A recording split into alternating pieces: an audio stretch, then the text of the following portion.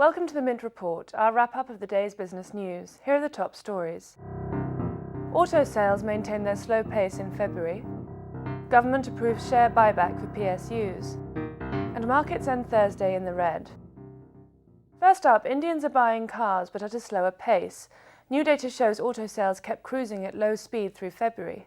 This was despite new launches and expectations of a hike in excise duty during the budget later this month. Sales at Maruti Suzuki inched ahead a mere 6% to about 107,000 vehicles, and Hyundai sold nearly 37,000 units, a rise of 12%.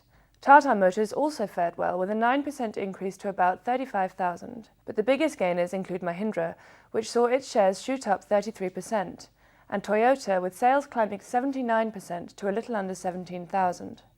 Shares of car companies veered in all directions after those sale numbers. Maruti Suzuki raced ahead 4.6% on the BSE, even as the Sensex dropped nearly 1%, but Tata Motors retreated 1.16% despite the rise in its sales, and Mahindra did even worse, dropping 3.67% by the end of trade.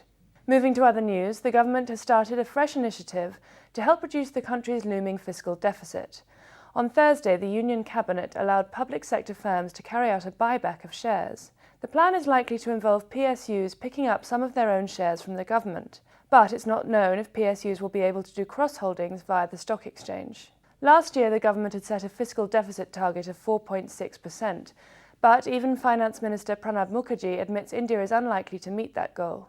And finally, Indian markets ended in the red on Thursday, with more investors taking the opportunity to book profits. The Sensex plunged 169 points to 17,584, and the Nifty closed 45 points lower at 5,340.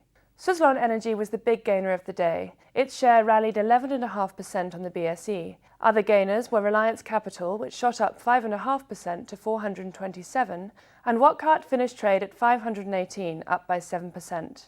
The big loser of the day was Jet Airways. Shares of the carrier plummeted by nearly 5% to close at 294. DLF was another big loser, dropping 5.17% to close at 215. And that's all we have for you. Thanks for watching.